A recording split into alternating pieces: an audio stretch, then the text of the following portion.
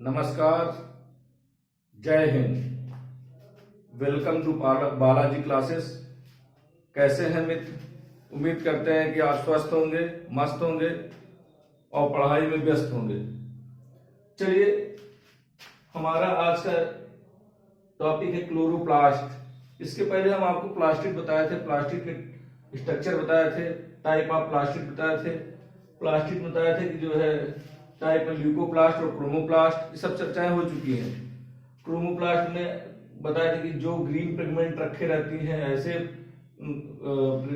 ऐसे जो है ऑर्गेनेल, जो ऐसे ल्यूकोप्लास्ट या ऐसे क्रोमोप्लास्ट जो ग्रीन कलर के होते हैं तो क्लोरोप्लास्ट कहते हैं। ये सभी हरे पौधे, पेड़ पौधे में पाए जाते हैं। इसको हरित लवक हिंदी में बोलते हैं।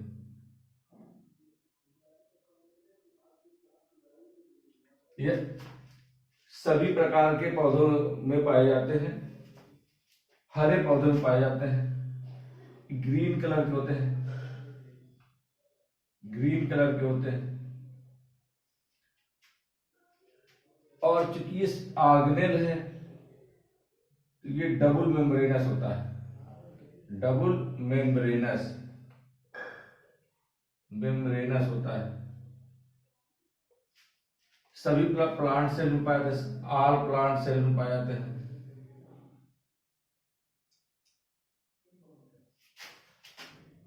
All green plant.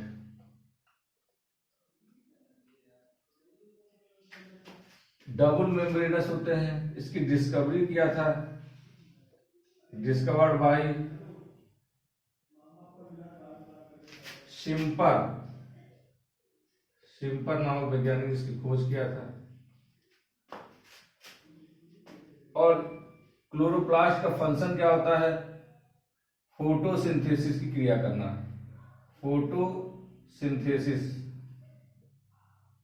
हिंदी में बोलते हैं प्रकाश संश्लेषण की क्रिया करना।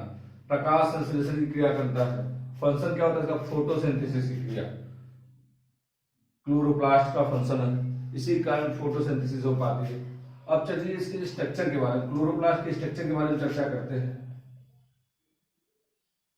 स्ट्रक्चर हमने आपको बताया डबल मेम्ब्रेनस होता है। ये ऑल प्लांट सेल में, ऑल ग्रीन प्लांट सेल में पाए जाते हैं। ये डबल मेम्ब्रेन हो गई, डबल मेम्ब्रेन।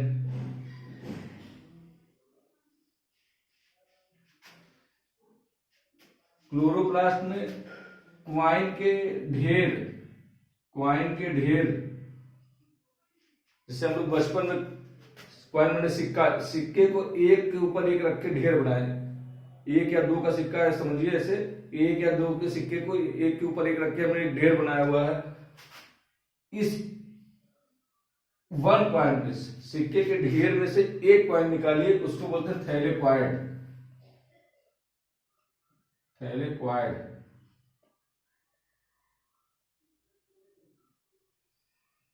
थैलेक्वाइड एक से सिक्का।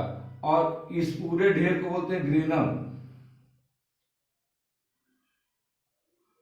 हमने बताया कि सिक्के के, ये सिक्के के ढेर है, सिक्का एक के ऊपर एक तह लगा के रखे हुए है, क्वाइन एक के ऊपर एक रखे हुए। एक सिक्के को बोलेंगे थैलेक्वाइड, अगर पूरे ढेर को बोलेंगे ग्रेनम।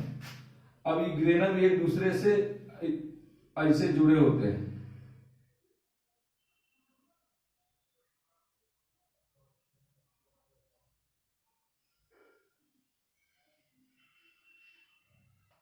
ग्रेनम एक दूसरे से जुड़े होते हैं। ये ग्रेनम है, ये ग्रेनम है, ये ग्रेनम एक दूसरे से जुड़े होते हैं। जिससे जुड़े होते हैं उसको बोलते हैं लैमेली। इससे जुड़े होते हैं ग्रेनम आपस में एक दूसरे लैमेली के द्वारा जुड़े होते हैं। Group of thylakoid is called granum. और ये ग्रेनम है, ये ग्रेनम है, ये ग्रेनम है। अगर ग्रेनम को एक साथ बोलना हो तो ग्रेना बोलेंगे। ये ग्रेना आपस में किसके द्वारा जुड़े होते हैं? लैमेली के द्वारा जुड़े होते हैं। या आप कह सकते हैं थैलेक्वाइड आपस में किसके द्वारा जुड़े होते हैं? सिक्के आपस में किसके द्वारा जुड़े होते हैं? किसके द्वारा? लैमेली के द्वारा जुड़े होते हैं। इसके अंदर गाढ़ा चिपचिपा द्रव भरा होता है जिसे हम स्ट्रोमा बोलते हैं। इस पे भी क्वेश्चन पूछा गया, stroma. Liquid of chloroplast is called stroma. इसके अंदर डीएनए पाया जाता है थोड़ा मात्रा में, DNA, DSCC, DNA, double standard circular close DNA. हम आपको इस double standard circular coil DNA के बारे में हम चर्चा कर चुके हैं। किसमें पाया गया था? माइटोकांड्रिया में। इसी कारण इसको सेमी ऑटोनॉमस बॉडी बोले थे, सेल विद इन सेल बोले थे। तो क्लोरोप्लास्ट को भी क्या बोलते हैं? क्लोरोप्लास्ट को भी बोलते हैं किस डीएनए कारण? सेमी ऑटोनॉमस बॉडी, इसको भी बोलते हैं cell within cell, cell within cell, within cell. Semi autonomous body है क्लोरोप्लास्ट। क्लोरोप्लास्ट क्या है? मतलब ये अपने जैसे क्लोरोप्लास्ट का निर्माण कर सकती है। चलिए और भी चर्चा करते हैं। फोटोसिंथेसिस आपको बताया, आगे हम आपको पढ़ाएंगे फोटोसिंथेसिस, बहुत अच्छे से पढ़ाएंगे, बहुत क्वेश्चन पूछता है। फोटोसिंथेसिस 2 स्टेप में कंप्लीट होती है, 2 स्टेप में कंप्लीट होती है। एक बोलते हैं लाइट, जो लाइट में कंप्लीट होती है उसको बोलते हैं लाइट फेज, और जो डार्क में कंप्लीट होती है उसको बोलते हैं डार्क फेज। या इसमें जो रिएक्शन होता है उसको बोलते हैं लाइट रिएक्शन, इसमें जो रिएक्शन होता है उसको बोलते हैं डार्क रिएक्शन।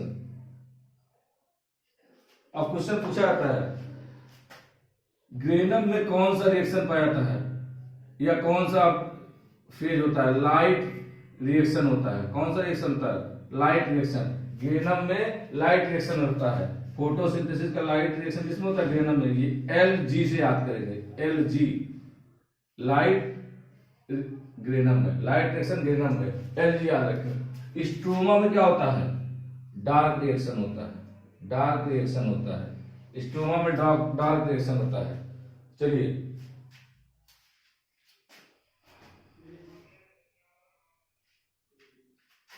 ये ग्रेना अपसेंट होता है,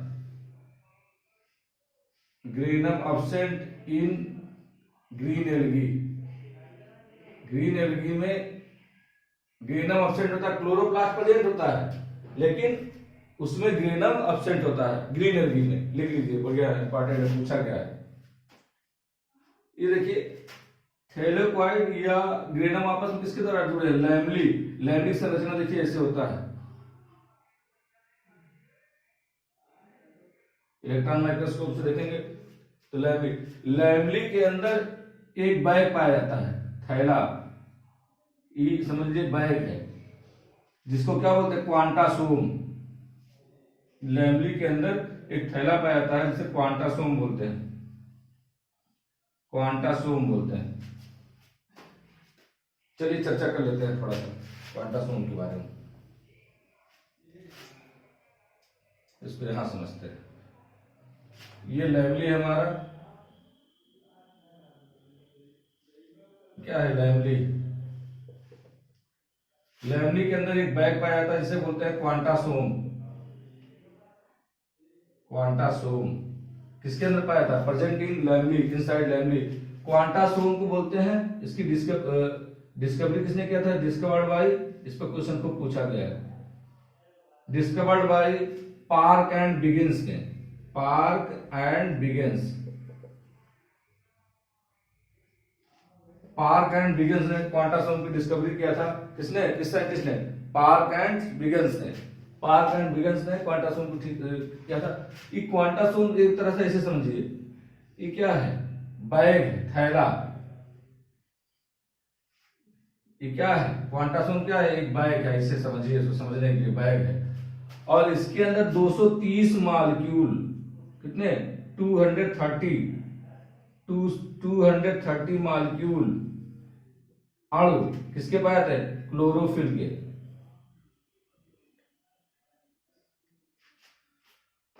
हमने बताया लैमली के अंदर क्वांटासोम पाए जाते हैं। क्वांटासोम एक बैग है जिसके अंदर 230 मॉलिक्यूल किसके हैं? 230 मॉलिक्यूल क्लोरोफिल के हैं।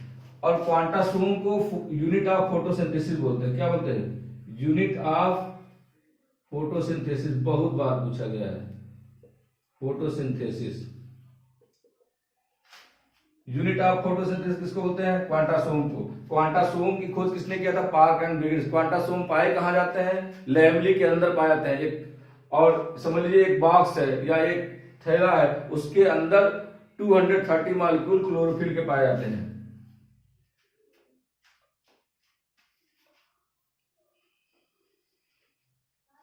चलिए, chlorophyll molecule contain Mg magnesium, इस पे खूब क्वेश्चन पूछा गया है। क्लोरोफिल मॉलिक्यूल के अंदर क्या पाया जाता है? कौन सा एलिमेंट पाया जाता है क्लोरोफिल मॉलिक्यूल के अंदर? मैग्नीशियम।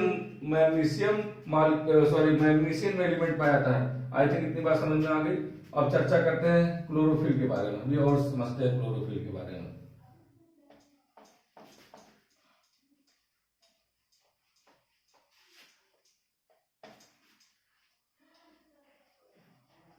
हमने बताया क्लोरोफिल के बारे में बात करते हैं। क्लोरोफिल को बताया इसमें क्वांटासोम के अंदर पाए जाते हैं, 230 मॉलिक्यूल होते हैं और ये ग्रीन कलर के होते हैं। इसमें मैग्नीशियम एलिमेंट पाया जाता है। चलिए इसका स्ट्रक्चर देखते हैं।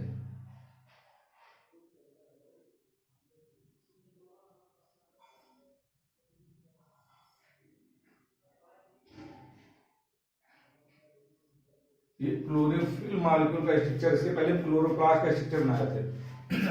ये है हेड, क्लोरोफिल के मॉलिक्यूल का हेड है, जिसे हम क्या बोलते हैं? पाइराल।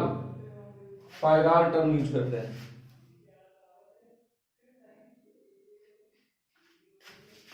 हेड को क्या बोलते हैं? पाइराल बोलते हैं। और ये वाला पोर्शन क्या है? टेल है, जिसको फाइटाल बोलते हैं। पाइराल बोलते हैं। थोड़ा टॉपिक बड़ा टॉपिक है, वीडियो लंबा बनेगा। हेड को क्या बोलते हैं? पाइराल। और ये क्या होता है? हाइड्रोफिलिक होता है। ये सब चर्चाएं कर चुके हैं। हाइड्रोफिलिक मतलब क्या होता है? वाटर लविंग, ये सब बता चुके हैं। और फाइटाल क्या होता है? हाइड्रोफोबिक होता है। हाइड्रोफोबिक, जिसको ये हाइड्रोफिलिक और हाइड्रोफोबिक, ये वाटर लविंग होता है। ये वाटर से हेट करने वाला था, वाटर से दूर। अगर इसको पानी दिखाएंगे तो पानी के पास जाएगा। इतनी बात। जिसको नहीं समझ में आ रहा है, इसके बारे में ज्यादा देखना है, तो हमारा प्लाज्मा मेम्ब्रेन जाके देखे, प्लाज्मा मेम्ब्रेन वाला लेक्चर, उसमें आपको समझ में आ जाएगा। फाइटाल की लेंथ पूछा गया है। फाइटाल की लेंथ कितना होता है? 20 एंगस्ट्रॉम होता है। कितना होता है? 20 एंगस्ट्रॉम। और पाइराल के एक एक पार्ट 15 एंगस्ट्रॉम के होते हैं। 15 एंगस्ट्रॉम ये, 15 एंगस्ट्रॉम ये। तो पाइराल के अगर लेंथ पूछा जाए तो 15 एंगस्ट्रॉम, और फाइटाल का लेंथ पूछा जाए तो 20 angstrom. 4 pyrrole ring, 4 pyrrole ring is connected by magnesium ion. By magnesium, 4 chiral ring is connected by magnesium in chlorophyll. Chlorophyll के मॉलिक्यूल में, क्लोरोफिल में मैग्नीशियम के द्वारा 4 पाइराल रिंग जुड़े होते हैं, जिसकी लंबाई कितनी होती है? 15 एंगस्ट्रॉम होती है। और फाइटल की लंबाई 20 एंगस्ट्रॉम होती है। इतनी बात आपको समझ में आ गई होगी। चलिए थोड़ा सा और देखते हैं इसके बारे में, क्लोरोफिल के बारे में। क्वेश्चन पूछे गए, बहुत क्वेश्चन आते हैं इसमें। केमिकल कंपोजिशन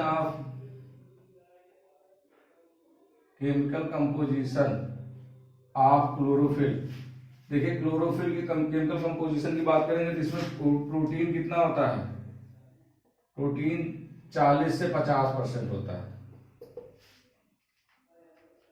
प्रोटीन 40 से 50% होता है। क्लोरोफिल कितना होता है? 3 से 10% होता है। कितना होता है? 3 से 10% होता है। आरएनए कितना होता है? 5% होता है। डीएनए कितना होता है? क्वेश्चन पूछा गया है डीएनए में 2% होता है। डीएनए कितना होता है? 2% होता है। एमजी 0.2%। एमजी कितना होता है? 0.2%। इस पे भी क्वेश्चन पूछा गया है। कैरोटीनॉइड कितना होता है? 2% होता है।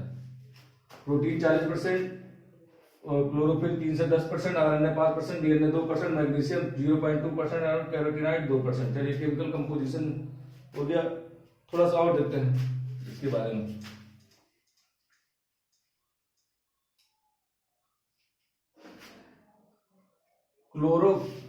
क्लोरोफिल जो है, क्लोरोफिल समझ लीजिए मॉलिक्यूल 2 प्रकार के होते हैं। क्लोरोफिल ए मॉलिक्यूल और chlorophyll b molecule. Chlorophyll a chief constituent